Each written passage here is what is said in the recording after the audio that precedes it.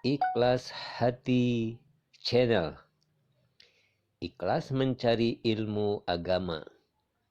Ikhlas dalam beribadah. Semoga mendapat ridho dan rahmat dari Allah Subhanahu wa Ta'ala. Amin ya Rabbal Alamin.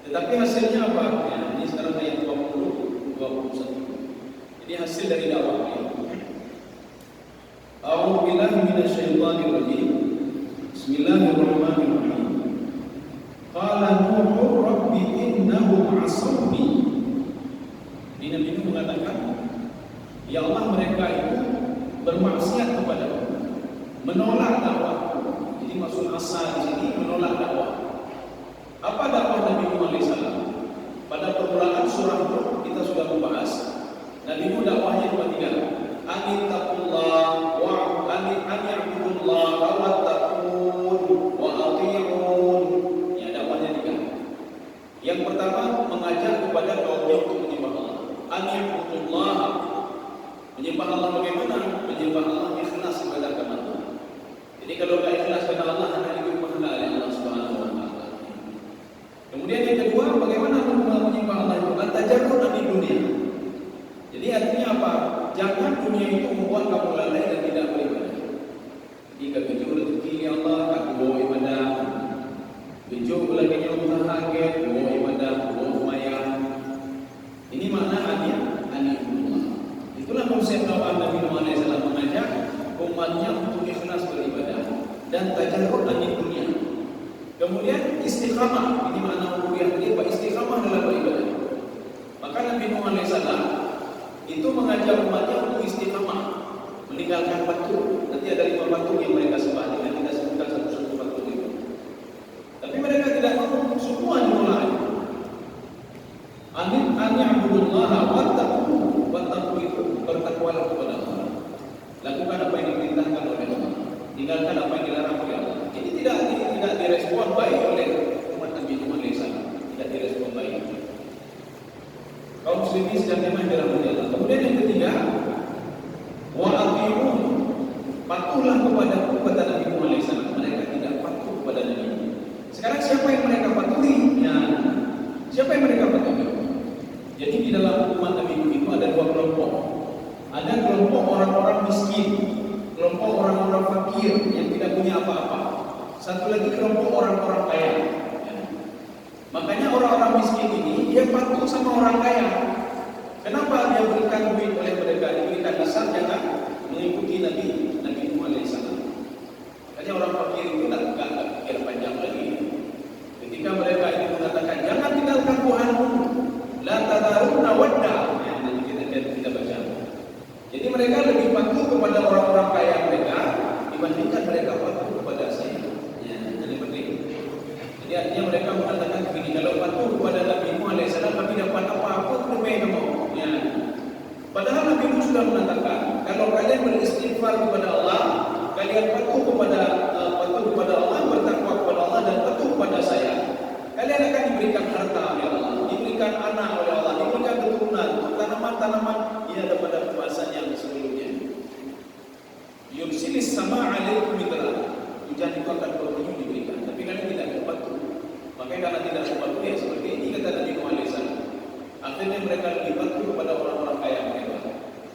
Makanya pada ayat ini Allah menyebutkan wattaba'u, mereka mengikuti siapa yang mereka ikuti. Ini siapa wattaba'u ini? Jadi wattaba'u itu orang-orang miskin mereka, orang-orang fakir mereka. Tapi walaupun disebutkan di sini orang-orang miskin dan fakir, itu tidak menutup kemungkinan adalah semua pembangkang Nabi Nuh walaupun dia orang kaya. Wattaba'u man lam yazidhu maluhu wa waladuhu illa khasar. Jadi mereka itu yang mereka patuh, yang mereka ikuti adalah yang membuat harta mereka bertambah. Mana orang kaya itu? Jadi mereka patuh kepada dunia. Mungkin dunia dok mereka. Jadi akhirnya mereka berkesimpulan bahwa apa ikut Nabi Muhammad SAW. Kalau kita ikut Nabi Muhammad tetap ganti negara miskin selalu. Maka Nabi Muhammad mengatakan kepada Allah, wattaba'u man lam yazid maluhu wa waladuhu illa khasara. Hartanya memang bertambah kata Nabi Muhammad. Anaknya bisa rezekinya bertambah, tapi apa? Khasara. Khasaranya puluh, anak berkah. Jadi artinya Nabi Muhammad mengatakan untuk apa harta banyak tapi tidak berkah. Untuk apa harta banyak tapi jauh dari Allah Subhanahu wa taala. Mereka memang hartanya bertambah. Karena apa? Mereka patuh dan taat kepada pemimpin-pemimpin mereka yang banyak duit. Ya, ini ketika pada masa Nabi Nuh alaihissalam. Sehingga Nabi Nuh itu tidak ada diikuti Nabi Nuh alaihissalam. Memang betul bertambah harta mereka. Tetapi apa? Illa asar. Maka kalau di dalam kaidah ilmu balaghah, di dalam kaidah nahwu, di dalam kaidah kitab yang dikarang oleh Imam Sibawi, setiap kalimat jumlah yang ada illa, maka hukum sebelumnya tidak berlaku lagi. Berlakunya kapan? Hukum setelah illa. Walaupun hartanya banyak, walaupun anaknya banyak, rezekinya banyak, illa khasara. Jadi semuanya rugi, rugi harta, tidak bisa tidur, tidak bisa tidak bisa tenang jiwanya, ribut satu sama lainnya. Ini khasara. Kenapa hartanya tidak berkah? Kenapa tidak berkah? Mereka jauh dari Allah Subhanahu wa taala. Mereka tidak mau beribadah kepada Allah Subhanahu wa taala. Makanya Allah mengatakan begini, kalau mereka mengejar dunia diberikan harta, diberikan oleh Allah, dijauh oleh Allah. Wa ma kana ata'u rabbika mahdura. Jadi Allah mengatakan pemberianmu itu tidak ada yang bisa menghalangi kata Allah. Karena apa? Itu adalah hamba kata Allah. Munafikkah dia, urang hana tembayangkah dia, urang bukan takfirkah dia, orang musyrikkah dia, orang kafirkah dia, atau mukminkah dia? Yang rezeki oleh Allah, iman itu oleh Allah Subhanahu wa taala. Cuma bedanya kalau orang-orang kafir itu setelah diberikan oleh Allah hanya dijauhi di akhirat. Apakah dijauhi? Karena mereka tidak mampu datang kepada Allah. Tapi kalau masalah rezeki diberikan terus oleh Allah. Makanya Allah menasihati Nabi Muhammad SAW. Wahai Muhammad, kamu jangan mengira saya memberikan harta yang banyak kepada mereka padahal mereka tidak salat, tidak beribadah, buat maksiat. Bukan berarti saya cinta kepada mereka, tidak. Bukan berarti mereka ini istimewa, tidak, kata Allah. Jadi jangan lihat di hartanya. Nah, orang atau ayam makmum dengan dari orang atau ayam bukan mati jabatannya luar biasa. Jadi makanya Allah mengatakan untuk apa diberikan harta itu? Istidraj kepada mereka, kata Allah. Liyu'adzibahum biha fid dunya. Supaya mengasah mereka di dunia. Makin banyak harta makin hutang, makin susah. Makin banyak harta makin hutang. Makin banyak harta makin anak tenang jiwa. Makin banyak harta. Kalau makin banyak harta makin tidak tenang jiwa. Ya. Nanti beda lagi dengan orang-orang yang beribadah. Nah, orang yang beribadah diberikan harta banyak oleh Allah. Ada orang setelah ibadah itu hartanya diberikan banyak, diberikan jabatannya, kalalai ke harta, kalalai ke jabatan. Maka ketika itu Allah langsung menilai dia berarti anak itu. Jadi ketika diberikan jabatan, ibadahnya sudah menurun. Ketika diberikan jabatan, dulu dia itu salatnya tepat waktu, ibu-ibunya, tapi anak boleh. Ya. Maka langsung dinilai oleh Allah Subhanahu wa taala itu merupakan ujian bagi dia. Artinya ibadah yang dilakukan selama ini diuji oleh Allah dengan harta, diuji oleh Allah dengan jabatan. Maka inilah yang Allah katakan kepada iblis. Ketika iblis menggoda manusia, dia goda manusia ketika salat tidak berhasil. Digoda manusia melalui bisikan-bisikan berbuat maksiat tidak berhasil juga. Akhirnya berbagai cara dilakukan oleh iblis tidak berhasil. Apa kata Allah Subhanahu wa taala? Wahai iblis, wasyarikhu fil amwali wal auladi wa'idhum. Ya. Disuruh dengan apa? Kamu goda dia melalui hartanya, goda dia melalui jabatannya, ya. Goda dia melalui anaknya. Maka seorang ahli ibadah yang susah digoda oleh iblis, dia akan menggunakan tiga fasilitas ini. Melalui harta, melalui jabatan, melalui anak. Jadi Allah Subhanahu wa taala sudah ini sendiri, artinya manusia itu kalau digoda oleh dinanya akan goyah. Kecuali orang yang ikhlas beribadah kepada Allah Subhanahu wa taala. Artinya dia tetap tidak goyah dalam tiga ini. Kau sini sidang jamaah dirahmati Allah. Ya, kita lanjut. Man lam yazidhu ma'hu wa wadahu illa hasana. Makanya di dalam tafsir Ibnu Katsir apa kata beliau? Jadi beliau mengatakan mereka itu tidak menambah hartanya, tidak menambah anaknya, rezekinya, kecuali apa itu dalam keadaan rugi. Apa kata Imam Ibnu Katsir? Wattaba'u abna'ad dunya. Mereka itu mengikuti dunia, kalangan dunia. Ya, jadi akhirat harus dikiling. Makanya orang seperti ini tidak anak-anak yang kiling dulu kemat, anak yang kiling. Jadi tentang dunia ini adalah tempat mencari rezeki dan sudah habis. Artinya kalau sudah mati, sudah meninggal itu ada terbeli, tidak ada apa-apa lagi. Ya. Jadi makanya kata Imam Ibnu Katsir, mereka ini wattaba'u abna'ad dunia. Mereka sudah mengejar dunia. Dunia lebih tingkat roh ya. Untuk jasmani rohaninya dia lupa memberikan makan. Dan dia sibuk memberikan makan jasmaninya saja. Rohaninya tidak. Ini kan penyakit rohani namanya. Orang bunda, susah tidur, takut. Ya, ini sombong, dia menyakiti. Dia tidak mengobati hatinya. Tapi yang terus dia kejar apa? Ini bagaimana untuk mengobati penyakit jasmani.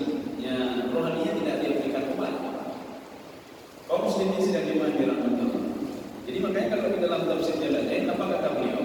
Kalau tadi abna dunia kata Imam Jalalain. Kata Imam Jalalain, wattaba'u asa'ahu alladzina yutuna ilaihim amwalahum. Ini kata Imam Jalalain. Mereka hanya patuh kepada pemimpin-pemimpin mereka yang setiap hari memberikan duit kepada mereka. Ya. Menjadi minum hanya jepek dapat duit. Pun lemah dapat dulunya. Ya. Dan memberikan duit tidak ada apa-apa. Makanya Allah mengatakan begini kepada Nabi, bukan Nabi Nuh saja. Dari Nabi-Nabi dulu itu dan Rasul-Rasul itu Allah cuma berpesan begini, kalian itu cuma menyampaikan saja. Kalau mereka tidak mau mendengar itu urusan saya. Ya. Makanya Nabi Nuh alaihissalam, ucapan pertama beliau setelah mendakwahi kaumnya, itulah ini ucapan pertamanya. Qala Nuh rabbi innahum asawni wattaba'u man lam yazidhu maluhu wa waladuhu illa khasara. Ini ucapan Nabi Nuh yang pertama sekali. Selesai mendakwah, Nabi Nuh berdoa kepada Allah, mereka tidak patuh kepada saya. Tapi dakwah ini semuanya diberkati oleh Allah. Lanjutlah dakwah anakku. Saya berikan umur panjang kepada. Makanya di sini ada beda-beda tafsiran. Ada yang menafsirkan 950 tahun itu adalah umur Nabi Nuh alaihissalam. Ada yang mengatakan termasuk Ibnu Abbas, itu bukan umur beliau, itu dakwah beliau 950 tahun. Karena riwayat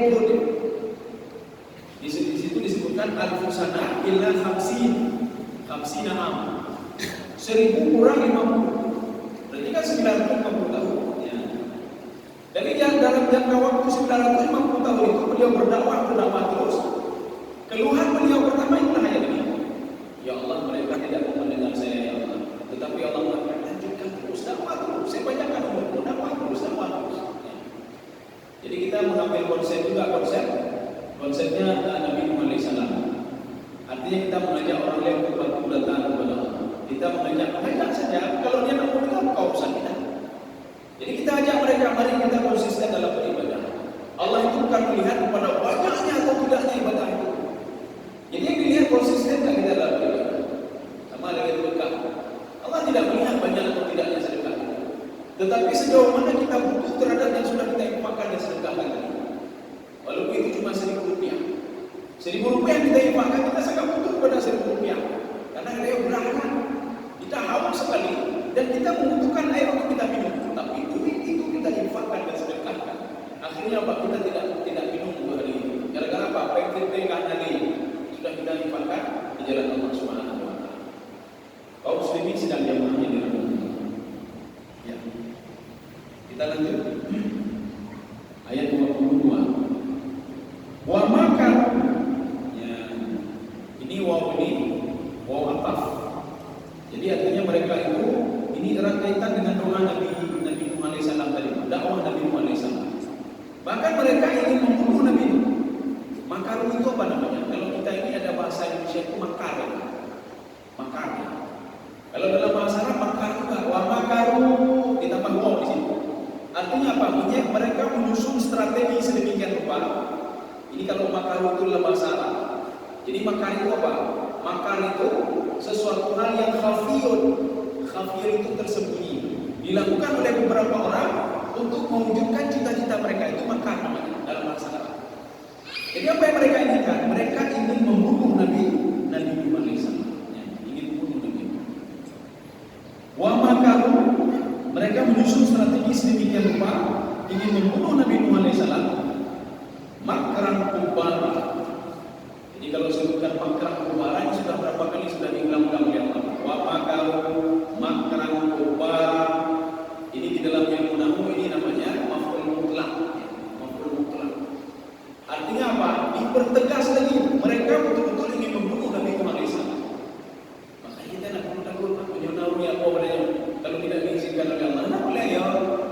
Dakwah kau bukan macam-macam padanya, kecuali dengan izin Allah Subhanahu wa taala. Bahkan Allah mengatakan kepada iblis, kepada syaitan, kepada jin, kamu tidak bisa macam-macam kepada hamba-Ku, kata Allah Subhanahu wa taala. Tidak bisa macam-macam. Maka Maka karena sudah ada perjanjian seperti ini, tidak bisa macam-macam. Iblis, syaitan, jin kafir ketika ingin menggoda manusia, ingin buat macam-macam sama manusia, dia minta izin dulu sama Allah. Fabi'izzatika, dengan kemuliaan-Mu ya Allah, la ughwiyannahum, izinkan saya untuk menggoda mereka. Boleh apa enggak? Ya, ada kaitan. Sebagaimana iblis itu minta izin kepada Allah ketika ingin macam-macam dengan Nabi Ayub alaihissalam. Mereka minta izin kepada Allah dengan alasan yang masuk akal. Apa alasannya?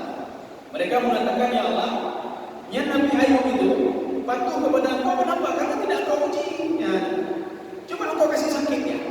Tapi jangan sehari-hari, bertahun-tahun juga kasih sakit. Ya. Boleh Pak ya Allah? Lagi izin Allah. Akhirnya diizinkan oleh Allah. Boleh. Saya izinkan. Ya. Akhirnya Pak, dengan izin Allah Subhanahu wa Ta'ala. Jadi ini begitu juga kita.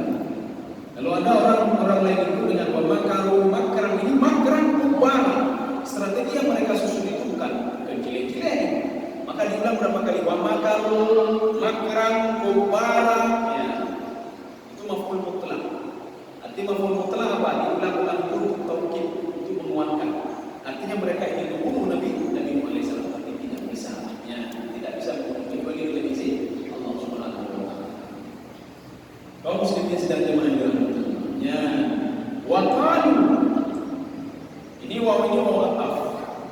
Qalu ini siapa? Qalu ini pembesar-pembesar, pembangkang-pembangkang, orang-orang hebat pada masa itu.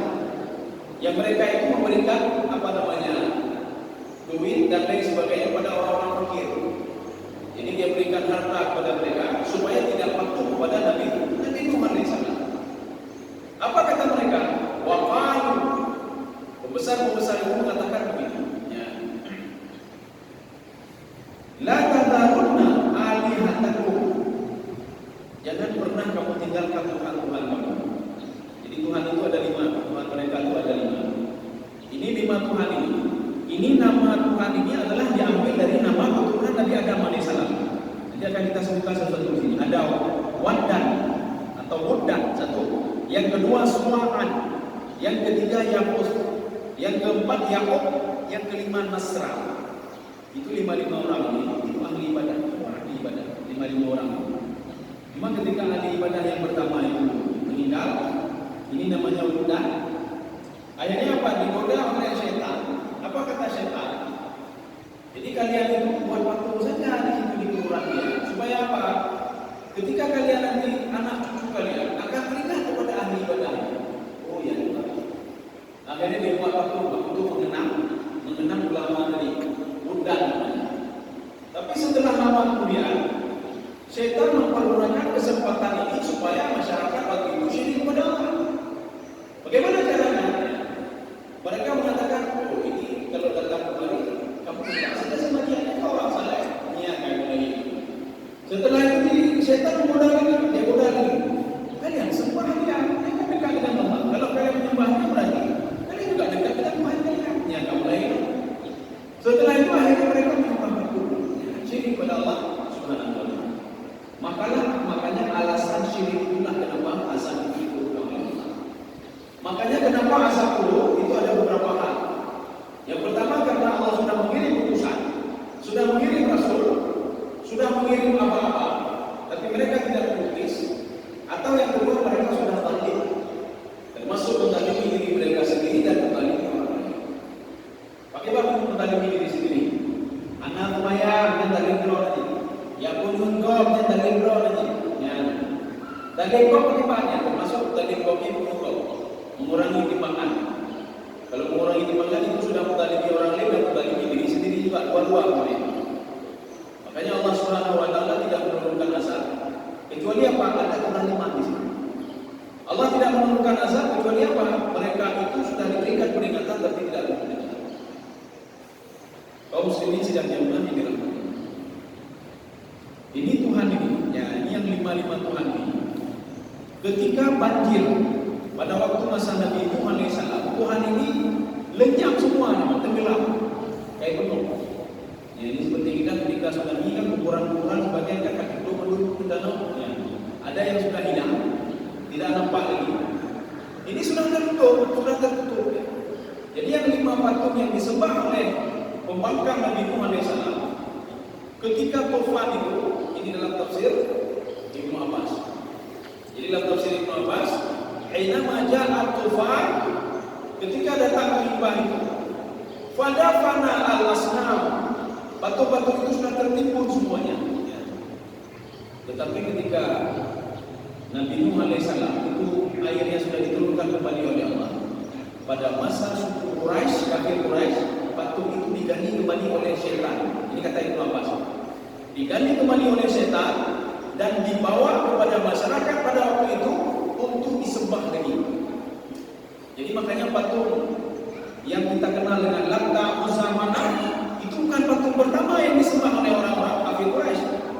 Orang kafir Quraisy sudah pernah mengenal 5 patung ini. Dari mana mereka kenal? Dari syaitan. Ini kata Ibnu Abbas dalam tafsir beliau.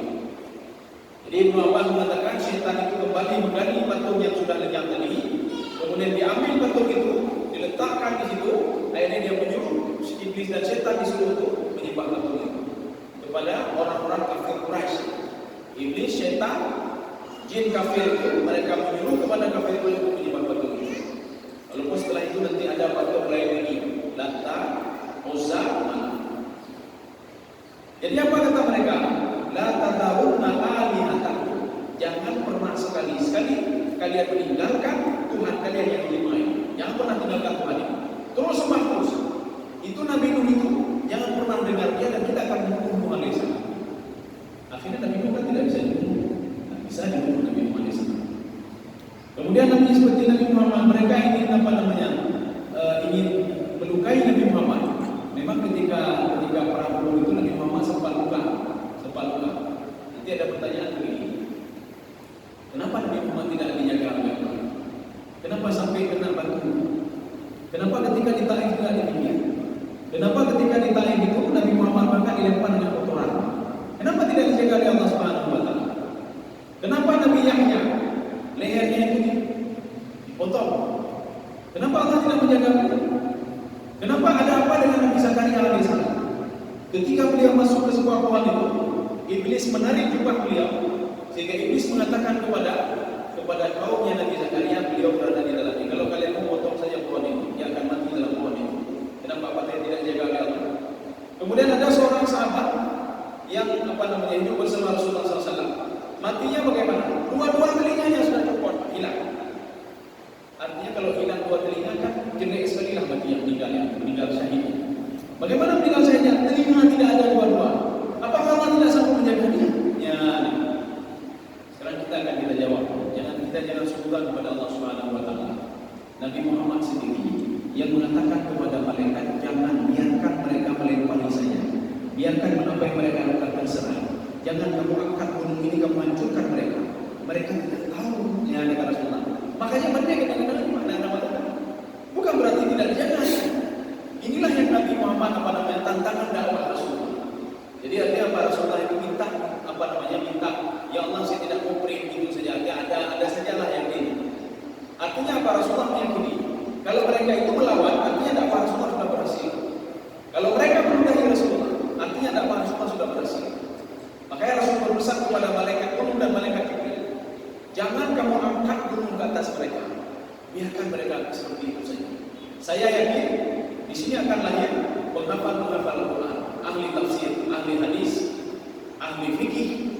Rupanya betul. Setelah kejadian itu muncullah itu orang Taif yang ahli hadis, ahli fikih, ahli tafsir dan lain sebagainya. Begitu juga dengan seorang sahabat tadi. Beliau kenapa telinganya putus, dua-duanya putus? Rupanya sebelum berperang itu selalu berdoa kepada Allah, ya Allah, jangan pernah pertemukan saya dengan orang biasa-biasa ya. Pertemukan saya di medan perang orang yang luar biasa dan paling kuat di antara mereka. Ya. Kalau kita kandang, ya Allah, betul pokok begini, betul mendil ya Allah, yang kamu pokoknya. Jumpakan saya dengan orang paling lemah di antara mereka. Tapi mudah ini, jumpakan saya dengan orang yang paling hebat di antara mereka. Dan jangan matikan saya dulu sebelum kedua telinga saya ini ditebas oleh pedang dia. Rupanya doanya. Sahabat ini berdoa kepada Allah Subhanahu wa taala. Akhirnya doanya dikabulkan oleh Allah. Nabi Zakaria Jadi makanya Nabi Zakaria biarlah menanya, jangan salah, apa Nabi Zakaria tidak dijaga oleh Allah? Sebelum Nabi Zakaria dipotong itu, Allah menawarkan diri, wahai Zakaria, kamu apakah mau saya tolong kamu? Mau saya jaga kamu supaya tidak tersentuh? Jangan.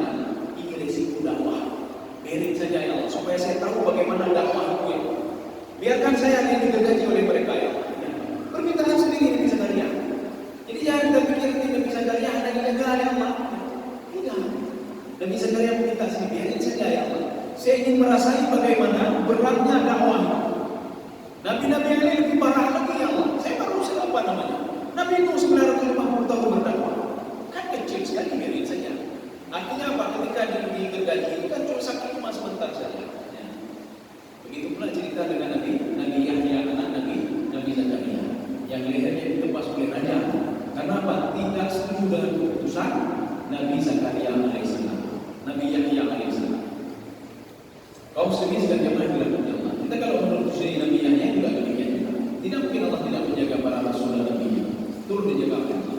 Kemungkinan itu adalah permintaan Nabi Yahya sama seperti ayahnya. Kaum muslimin dan jemaah dirahmati Allah. Sekarang kita akan lihat siapa saja patung itu. Ya. Patung yang pertama, Waddan atau Wuddan. Jadi Waddan atau Wuddan di dalam tafsir Ibnu Katsir, patung Wuddan ini ada di setiap rumah pembangkang Nabi Nuh alaihissalam. Setiap rumah itu ada patung, maka dinamakan dengan patung Wuddan atau Waddan. Jadi makanya setiap rumah tidak ada yang tidak ada patung. Maka patung ini namanya patung Waddan atau Wuddan. Jadi kan kalau di rumah kan sudah mereka buat patung di apa namanya perkumpulan mereka. Di rumah mereka juga mereka buat patung yang sama supaya apa? Supaya bisa beribadah terus. Ya, itu apa? Supaya bisa sujud terus dan minta terus. Jadi tidak susah-susah lagi pergi kuburannya. Maka patung yang ada di rumah mereka itu, rumah mereka masing-masing, kata Imam Ibnu Katsir, itu namanya Wuddan atau Waddan. Itu. Kemudian yang kedua, itu Suwa namanya. Wala Suwa'an. Suwa'an itu untuk Bani Husail. Makanya di situ kan ada beberapa kelompok Nabi Nuh alaihissalam. Nanti ada Bani Husail. Bani Husail itu mereka menyembah patung Suwa namanya. Ya, Suwa. Dua. Kalau yang tadi di setiap rumah pasti ada patung. Yang kedua ini khusus untuk orang Bani Husail. Bani Husail itu pasti dia menyembah patung Suwa. Ini sudah yang kedua. Yang ketiga, Wala Yaqut. Ini yang juga nama patung. Yang Yaqut itu adalah anak keturunan Nabi Adam alaihissalam, namanya Yaqut. Ya. Patung ini disembah oleh Bani Khittif. Jadi Bani Khittif itu yang pertama ada patung Wuddan di rumahnya, kemudian ada patung apa namanya Yaqut. Ini Bani Khittif. Sudah. Sekarang kita yang keempat. Wa Yaqut. Ini nama patung juga Yaqut. Ini yang menyembah patung ini adalah Bani Hamdan, keturunan pembangkang Nabi Nuh alaihissalam. Mereka ada kelompok-kelompok ya. Bani Hamdan menyembah patung Yaqut. Yang ketiga, Wa Nasra. Nasra itu adalah patung yang disembah oleh kaum Himyar. Himyarnya kelompok penajam Yaman, dekat-dekat dengan Yaman itu. Yang menyembah patung itu adalah kaum Himyar. Maka setelah itu patung itu dimusnahkan, semua tenggelam. Tatkala Nabi Nuh alaihissalam, Nabi Nuh setelah kapalnya tenggelam, ini dalam tafsir Ibnu Abbas, beliau sempat mendakwahi kaumnya dan hidup bersama kaumnya selama 60 tahun. Setelah itu beliau wafat, ya, beliau meninggal dunia. Kaum muslimin sedang jemaah dirahmati. Ya, saya rasa cukup sekian dulu. Tidak ada waktu lagi kita buka dialog. Insyaallah pertemuan selanjutnya kita lanjut ayat berapa ini? 24. Ya, ayat 24. Mungkin ada yang perlu ditanyakan, kami persilakan.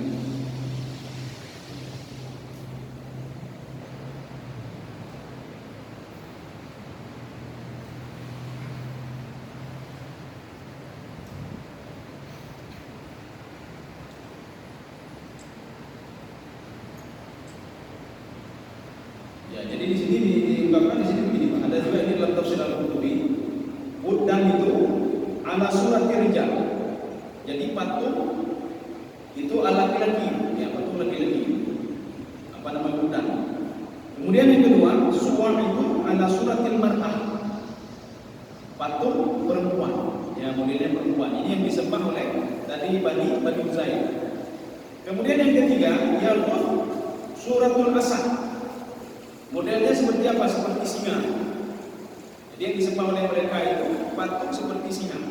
Walaupun Yaqut itu, ya, Yaqut itu adalah keturunan Nabi Adam alaihissalam, laki-laki, tetapi dibuat patungnya seperti apa? Seperti singa.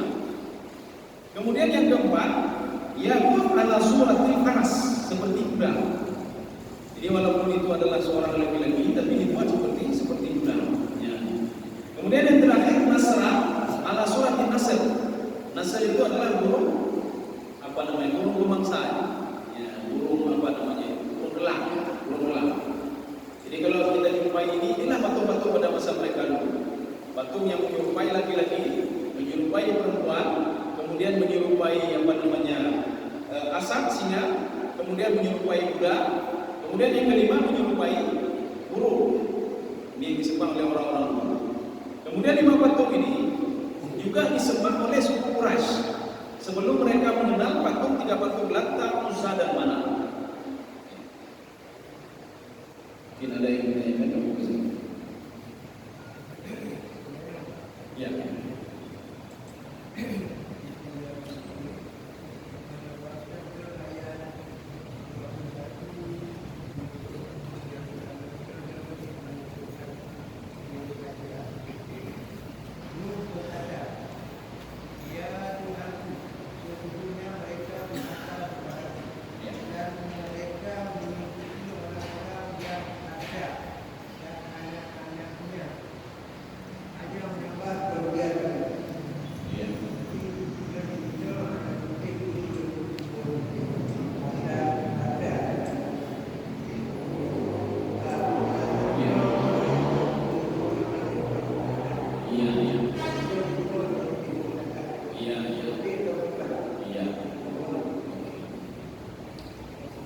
Ini sebenarnya kalau kita terjemahkan mudah-mudahan mereka tidak mengikuti, yang mereka ikuti siapa? Yang bisa menambah harta mereka. Siapa itu? Orang kaya tadi. Nah, artinya apa? Mereka patuh kepada orang kaya itu untuk apa? Supaya hartanya terus bertambah. Tetapi kata Allah, bertambahnya harta mereka itu illa khasarah, yang ada rugi saja. Maksud rugi apa? Keberkahan tidak ada. Betul-betulnya. Kemudian bodoh lagi dia. Bodoh seperti kata Imam Ghazali begini. Bodoh sekali manusia itu kata Imam Ghazali. Kenapa bodoh? Dia habiskan umurnya itu bukan untuk ibadah, untuk mengumpulkan harta. Setelah harta terkumpul sedemikian rupa, dia meninggalkan harta begitu saja, meninggal dunia. Kan meninggalkan harta begitu saja. Maka Imam Al-Ghazali mengatakan bodoh sekali manusia, bodoh. Arti bodoh apa? Umur 20 tahun. Selama 20 tahun dia mengumpulkan harta. 20 tahun, 30 tahun dia mengumpulkan jabatan, dia cari jabatan. Tapi setelah dia mengumpulkan harta, dia dapat jabatan, dia tinggalkan begitu saja. Dia meninggal dunia. Ketika dia meninggal dunia, satu pun yang dia cari itu tidak masuk ke dalam umurnya. Satu pun yang dia cari jabatan itu tidak bisa menolong dia. Nah, makanya Nabi Nuh melapor kepada Allah, ya Allah, kaumku ini tidak patuh kepadamu. Kenapa? Yang dia patuh adalah pembesar itu orang kaya. Kenapa dia patuh kepada orang kaya? Karena orang kaya ini memberikan harta kepada dia, sehingga hartanya bertambah. Ya. Tapi di situ tidak diungkapkan pembesar. Karena nanti kalau diterjemahkan berbelit-belit. Ya. Jadi makanya mereka itu cuma patuh kepada yang memberikan harta mereka, yang memberikan jabatan kepada mereka. Yang menyuyakan harta, sedangkan ketika keasahannya Allah, Allahu Akbar, mati kata banyak hana dulu. Tapi ketika pimpinannya telepon, 5 menit withdraw kena, kalau 5 menit dulu. Tapi ketika dipanggil oleh Allah Subhanahu Wa Taala, Allahu Akbar, hana kita mau mati ada jamaah dan kira jamaah. Ada kata harga, naik perempuan. Tapi ketika musibahnya, ini kata Imam Syarawi, ada pekatnya manusia. Ya. Pekatnya tidak akhlaknya.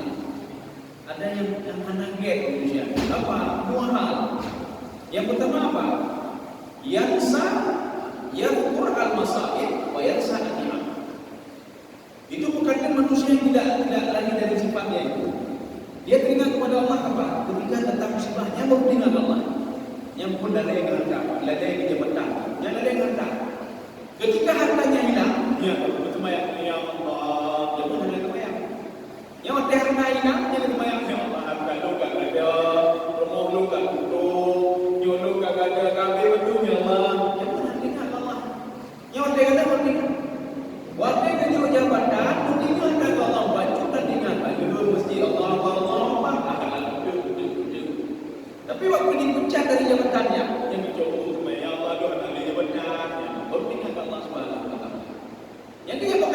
manusia yadhkur al-masaib wa yansa al-ni'am.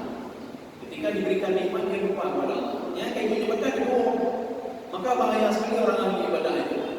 Ketika dia diberikan jabatan dan harta, ketika itu sudah diuji oleh Allah. Maka kebanyakan manusia ahli ibadah itu. Yang makanya ini dia jaga roh, maka berbuat kita jaga roh deh.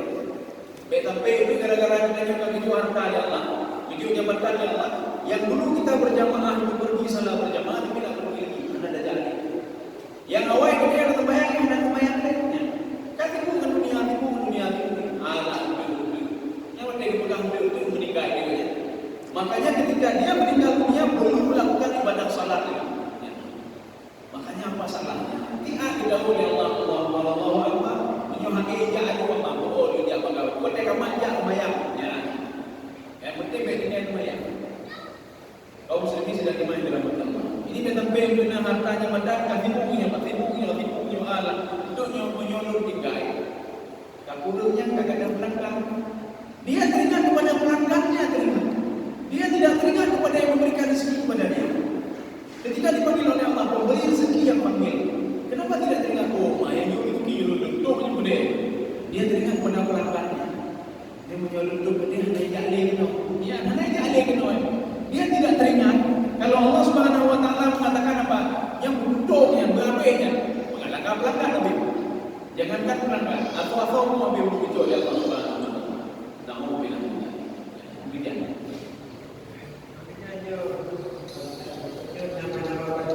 Iya. Iya. Ada 5.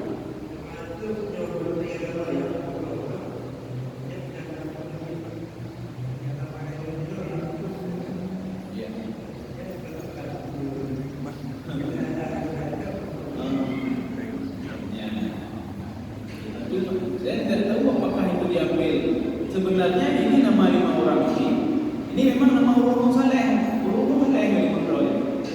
Seperti batunya Latanya orang saleh. Cuma disalahgunakan oleh mereka. Dia buat patung itu hijau belum ini di antara di lembah Nakhla, di antara Mekah dan Taif. Itu patung yang sempat setelah patung Mekah itu dihancurkan oleh Khalid bin Walid kalau nggak salah. Khalid bin Walid. Ya. Jadi tidak dihancurkan oleh Rasulullah sendiri tapi disuruh kepada Khalid bin Walid. Jadi artinya kita tidak menyalahkan orang nanan Nasra. Nanan Udan, Naur Wadah atau Udan, Yaqub. Yang kunci lagi yang jelasnya Naur Saleh. Itu adalah dia anak. Kemudian jadi nama orang saleh ini disalahgunakan oleh orang kafir sehingga mereka membuat nama itu menjadi nama patung. Ya.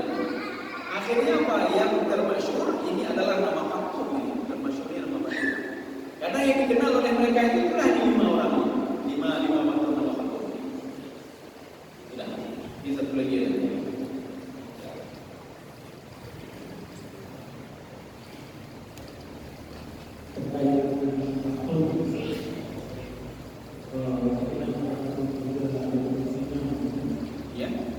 Patung singa itu ya.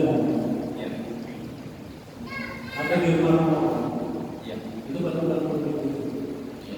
Kalau ada sebab. Ya. Itu satu. Terus yang kedua, kalau saya dengar tadi ada 5 sepakat. Ya. Dari kaum itu, apakah 5 suku atau tidak lebih? Kaum Aminah itu tidak masuk atau lebih? Ya. Dan yang terakhir, berapa jarak antara masanya Nabi Adam dengan Nabi Nuh? Ya, terima kasih. Saya jawab terakhir dulu. Di Nabi Adam, kemudian Nabi Nuh, itu dalam satu riwayat ada 1000 tahun. Ada yang mengatakan lebih dari 1000 tahun. Artinya apa? Dari Nabi Nuh itu ke Nabi Adam, itu orang batu-batu dan tanah semua. Batu dan tanah semua pada Allah. Jadi hanya yang lagi gitu. Kenapa? Karena itu adalah orang-orang terpilih, 83 orang. Yang bukan 83 orang, apa namanya? Anak Nabi Adam itu orang terpilih. Ya, orang-orang terpilih. Jadi artinya Nabi Adam tidak perlu dia dakwah namanya. Kenapa?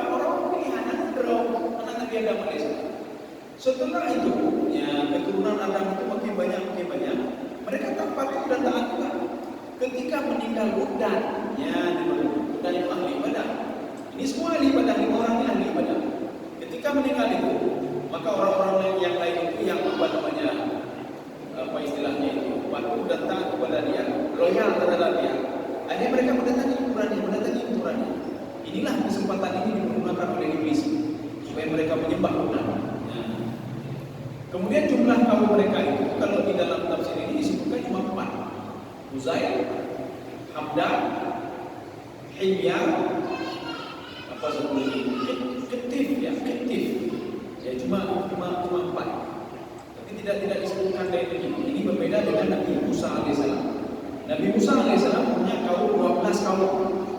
Sehingga ketika Nabi Musa alaihissalam diperintahkan oleh Allah untuk mengentakkan tongkatnya supaya lautan terbelah menjadi 2. Sebelum terbelah menjadi 2, itu lautan itu terbelah menjadi 12. Ada 12 jalan. Ketika itu kaumnya mengatakan, wahai Musa, kalau 12 jalan kami akan terpisah dengan kaum kami. Akhirnya Nabi Musa berdoa lagi kepada Allah. Akhirnya yang 12 itu menyatu menjadi satu yang sangat besar sekali. Kataudil azim, ya baru berubah menjadi satu jalan. Kemudian pertanyaan yang pertama tadi, oh ya patung ya, yang menyembah patung ibadah, tapi tidak disembah. Inilah yang ada di dalam hadis. Kalau ada patung, ada anjing di dalam rumah, ini bunyi hadisnya begini, maka malaikat tidak akan masuk ke dalam rumah tersebut. Kita jangan salah paham terhadap hadis. Nanti ada orang sudah mati, malaikat, baik nama sudah ada mati. Ini wajar apa tuh saya bilang. Ketika malaikat menjemput nyawa berarti masuk ke rumah, maka datang dalam rumah. Anak ini nama malaikat. Kenapa ada anjing dan patung? Maka maksud kalimat ini, malaikat tidak masuk, tidak ada keberkahan. Malaikat rakyat tetap masuk ya, bukan tidak masuk. Tapi rumah itu tidak ada keberkahan. Kenapa? Karena ada patung. Ada patung. Walaupun tidak disembah, tapi dia setiap masuk pasti ada apa sama patung itu.